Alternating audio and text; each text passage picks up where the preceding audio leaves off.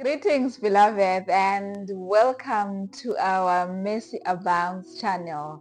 Welcome to our Wholesome Wednesday, a weekly episode where we continue with our journey of the book of Exodus.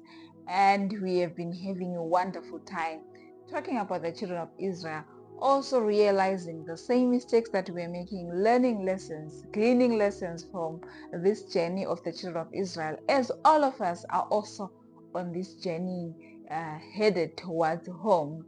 And today we are on Exodus chapter 33. Now, we have had our chapter where the children of Israel did the most. We have talked about the golden calf and how it came with so much pain, with so much disappointment, and with so much suffering for the children of Israel, and with so much rebellion, and how God responded to the whole saga. And today in the book of Exodus chapter 33, we have the children of Israel now.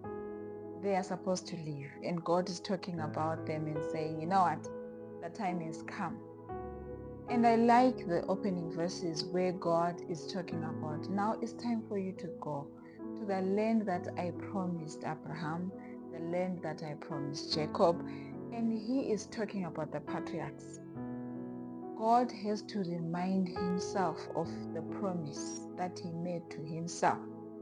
Because in the current settings, there is no one who seems to understand that what God has done for them and where God is leading them. And he has to remind himself using the patriarchs that would listen to him, that would do what he was asking them to do, that would obey and keep the promises of the covenant, keep the covenant.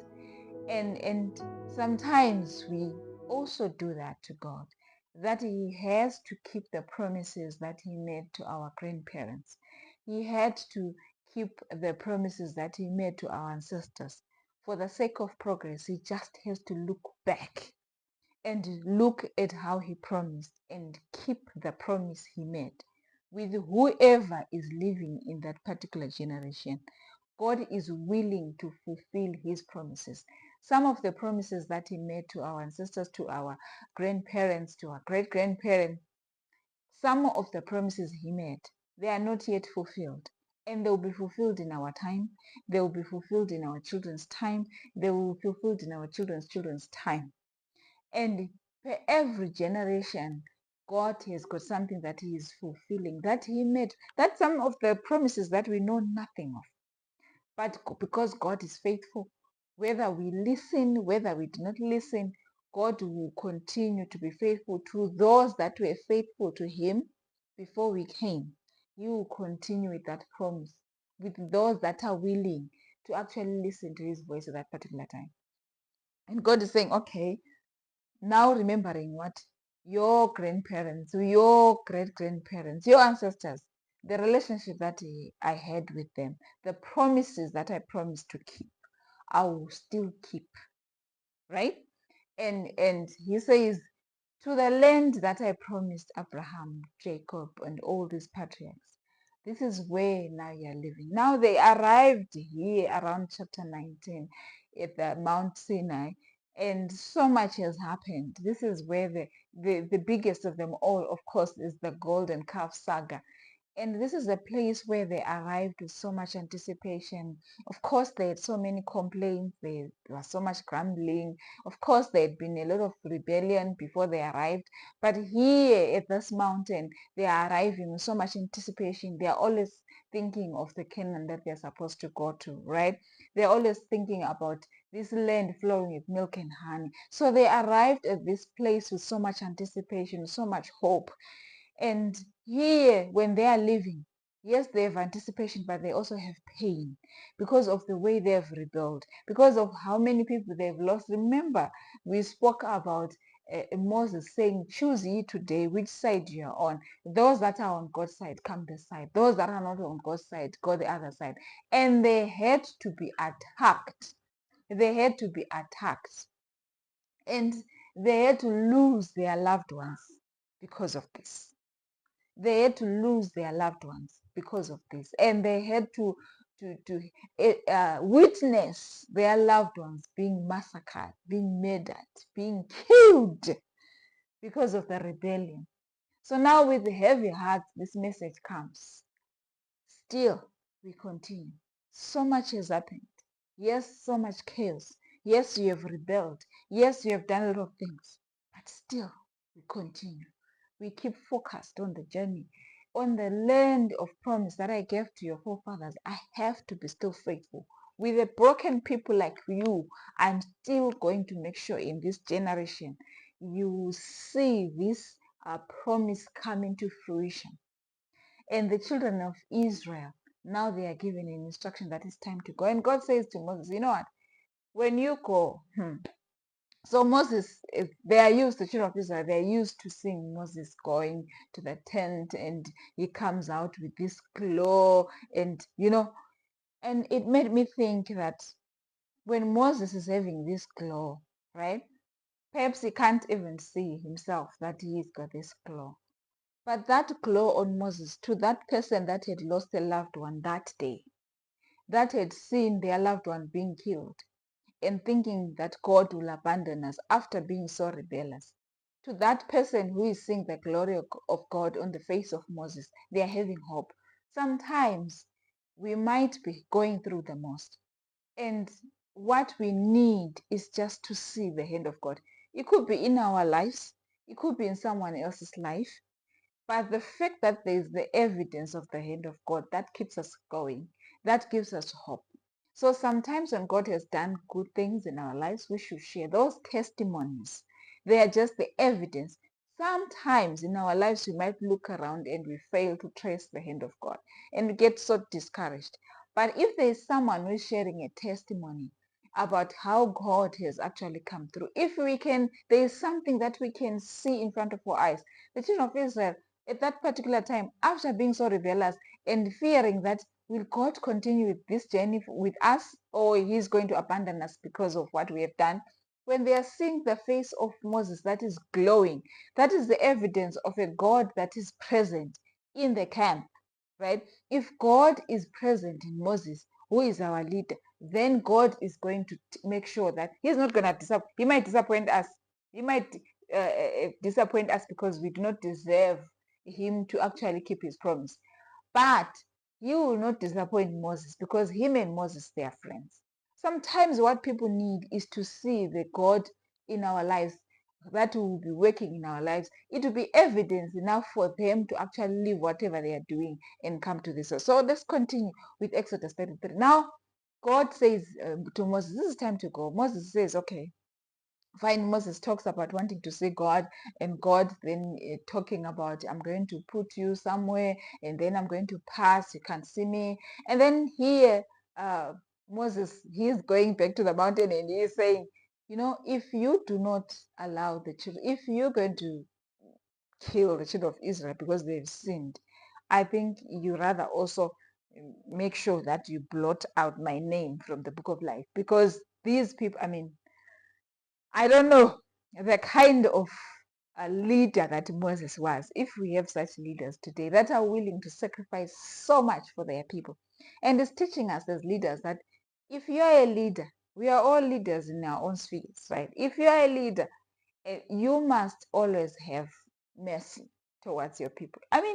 If you look at how the children of Israel were rebelling against Moses, how they were giving him a hard time, and Moses, these stiff-necked people, Moses says, if you do not save them, if you do not forgive them, if you do that, if they are not saved, rather blot my name out of the book of life so that I do not myself do not see heaven at all.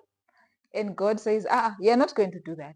I'm going to blot out whoever I want to blot out. You're not going to tell me who I'm going to blot out. But anyway, this is the time to go. And Moses pleads for the people. And Moses says, okay, since we are going, God says, when you are going with the angel. Because, you have seen the behavior of your people. If you go, you are going to start sinning again. And I'm going to kill you. I don't enjoy seeing people dying. I don't enjoy, because you are my creation. I love you. So for me to save myself from doing, because my righteousness, I can't stand to see the rebelliousness that you people do. So rather you go with the angel. The angel is going to lead you. But me, I'm not going to be there. At least I consume. Moses saying, I'm not having none of it. You, God, you're going to go with us. If you are not going with us, we are not leaving this place. We want the security, that is you, to say you're going to go with us. If you are not living with us, we are not leaving this place. Now you can imagine. And now Moses is having this conversation with God, because Moses and God are talking to each other as friends. They understand each other. Still, this is Moses is an Israelite. He's part of those that God made a covenant with. So it does not mean that when God is talking to Moses as a friend, Moses is now on the level of God. No, Moses understands that he is the vassal in this covenant. And God, right, is the suzerain. So God is reigning supreme. Even if they can talk and relate to each other as friends, he knows his boundaries. He knows what he can what he should say. He knows, he still obeys what God has told him to do. What Moses is doing is he's inquisitive. He wants to understand. He wants to talk. He wants to reason. He wants to, right? That's how leaders should talk to God, because you cannot lead from your own thoughts. You have to lead from God, because he knows the journey. He knows the path more than you do. He knows the people more than you do, because the people are his at the end of the day. So we have to continuously, consistently be sitting at the feet of Jesus if we are leaders, so that we lead his people. The people are his, the path is his, you are his, everything is just his.